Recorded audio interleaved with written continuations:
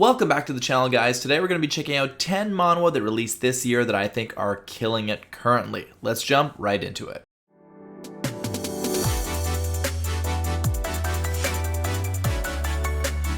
At number 10 is The Breaker Eternal Force. I know this is a bit of a cheat because technically it's a sequel to another series, but it came out 7 years after last season of this series, and I think it is a must to read.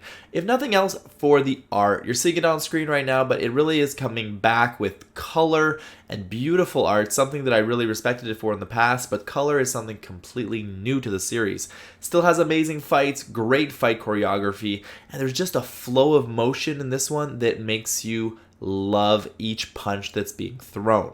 That being said, a lot of the fans of this series, including myself, have been a little disappointed with some of the decisions they've made in the start of this new series. That being said, I'm a little hopeful that it's still going to knock it out of the park in the long term, and it's still definitely worth checking out and reading. Number 9 is Existence. Existence is proving to be a really interesting one. Think of a creature or some kind of being that could exist through time.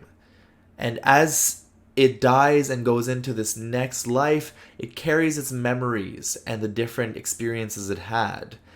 It's a lot like To Your Eternity in a way. However, in this one, this creature develops a deep hate for humanity because it sees its end brought on by humanity so many times. And in its last life, or at least the life he perceives as the last, he's reincarnated as a human. A human that is able to channel the different powers of the creatures that he's had. Think of a sea cucumber that can regenerate almost any injury, or a bull that has the force to be able to push against something, or a tortoise that can defend itself against all other attacks. It's interesting what this series is doing, and I'm really excited because it's really different in its approach to a lot of other stuff out there, despite the similarities to Your Eternity that I just mentioned. At number 8, I'm going to put Plundering the Heavens. Okay, I don't think Plundering the Heavens is the all-encompassing new experience that a lot of other manhwa are, but it's a lot of fun nonetheless. Young character sees the bandits that he kind of worshipped and idolized get basically murdered by another clan. This is a Chinese manhwa, so you'll see a lot of that cultivation type of storytelling. And it's this character's decision to join the clan where basically the decimated the people he was around, and to try and grow and become strong enough to get revenge and to find his own pathway in life at the same time. Doesn't sound like the most original thing because it's not, but I'm finding the execution a lot of fun, even though we'll see where it goes in the future. I Obtained a Mythic Item is one that I think has a fair bit of potential. One, some of the art style and some of the frames with this art style it's chosen look beautiful and are really well done. But I'm enjoying kind of the idea of the Eye of Odin, like this item that'll bring on Ragnarok and that'll force the main character to fight against the gods that will be trying to decimate humanity. Some of these sentences I just said sound familiar to other things, but I'm liking this one because it still has that typical go into a gate and acquire certain items kind of mindset, at the same time as having kind of this overarching story that kind of gives you an objective right from chapter 1. You know kind of what the end game of the story is going to be, but here's how the pathway to get there is going to take place. At number 6 is Kill the Dragon. Okay, when you think of Kill the Dragon and you look at the frame of this dragon, you imagine a certain type of series, but it doesn't quite go the way you think it's going to go. It's much more, at least for the early chapters, a military academy story, and about a young boy that wants to protect his sibling, that'll do anything he can. It's that underdog fighting spirit, I'm going to fight the man and get the respect of my peers and become the leader of other people, which I enjoy. Honestly, I'm enjoying I always enjoy a good beatdown of a cocky character, but in this one, it's a fair bit of fun, and I do like the type of activities this military academy has them do. At number 5 is Overpowered Sword. This one is kind of a typical, I would like to say a typical Arthurian myth, so pull the sword from the stone kind of mindset of a main character becoming powerful specifically because he gets a blade that can talk to him, no less. There's a lot of these stories where this sword can talk to the main character and kind of gives him like feedback and stuff, but I'm actually finding this one kind of fun. The interactions and the type of training the sword is giving to the main character is interesting, and some of it actually has real world applications, which is strange to see. But it's an interesting approach to it. I like the way there's this relationship with two characters with the same name in the story, and kind of how there's a prophecy and where the main character's place in this prophecy is going to take place. And I always like this discussion between, like, this is your destiny versus you making your own path in life. And I think this one's going to challenge it in interesting ways. At number 4 is Dungeon Odyssey. And honestly, this one is pretty original. I know of some manga that have some typical similar setup, but in the manhwa space, this one's doing something a little original, where there's been basically these underground caves that had monsters in them, and humans were being held prisoner, and eventually they were released. And during that prisoner time, there were some characters that were born in the dungeon that were nurtured by these monsters, and that are basically called monster children, monster babies, or something along the lines. And they have these special abilities, and they have this weird connection to a labyrinth that is in the ground. And they'll often want to go back to see this labyrinth and to investigate it because it's kind of their home. And the main character has never really had that desire. He acts as a guide, but he generally isn't driven to it in the same way.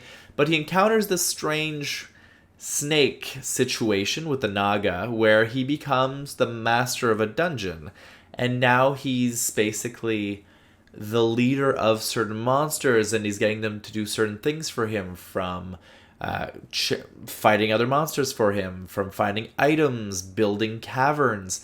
And there's kind of this like building sim kind of idea behind it at the same time as this main character is like caught up in something he doesn't quite understand at the same time. It's interesting, it's fun.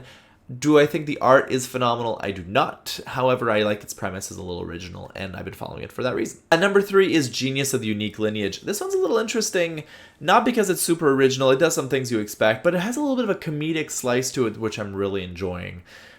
Think of this. You're in a world where there's such a thing as immortals, shapeshifters, mages, just a bunch of weird special ability users, people that are rejected by society. They've gone into hiding mostly.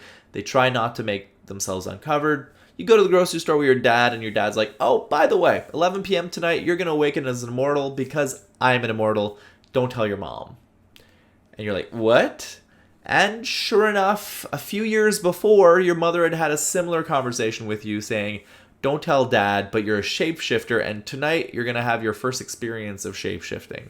And it's these agonizing type things.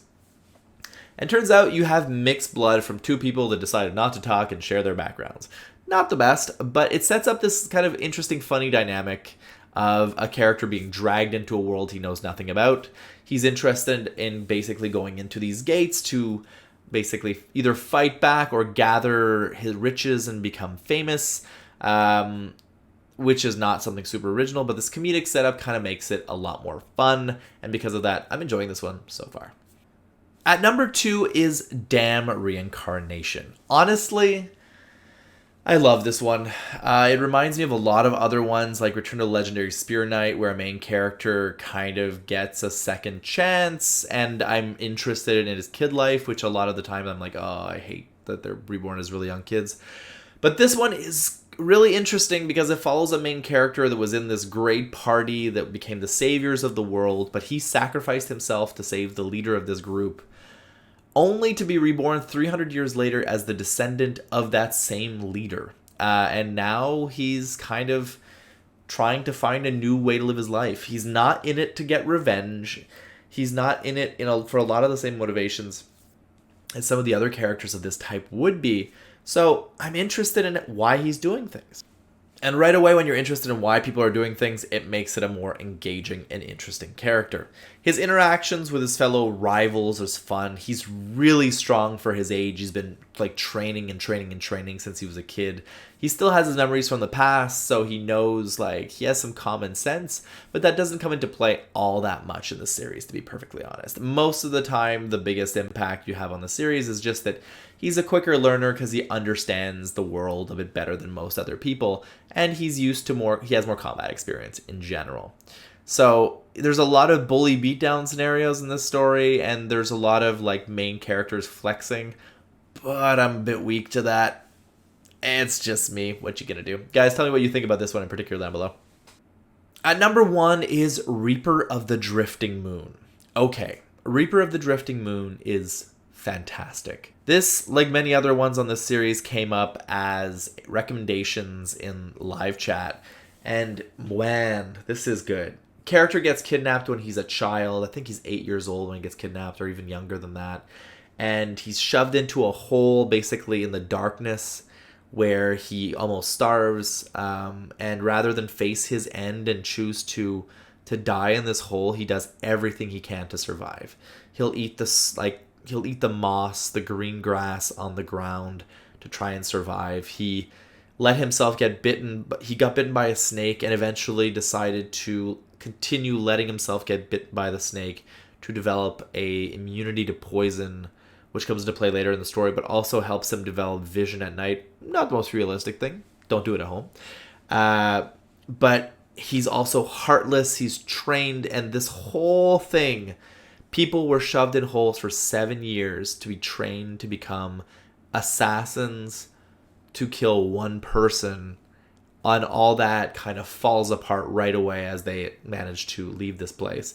This happens in the first few chapters. It is spoilery, but at the same time, that's not the majority of the story. The whole thing is just, the setup is great. The art, I think, is really on point. I'm liking the way the character is. He's cold, but at the same time, you see these little moments where he warms up to people. He understands the world around him, but he's stuck facing it on his own. Guys, I'm curious, what are your favorite series so far in 2022 that are new to this year? I want to get your recommendations because I'm getting back into this and I'm still looking for more stuff to read. Talk to you soon.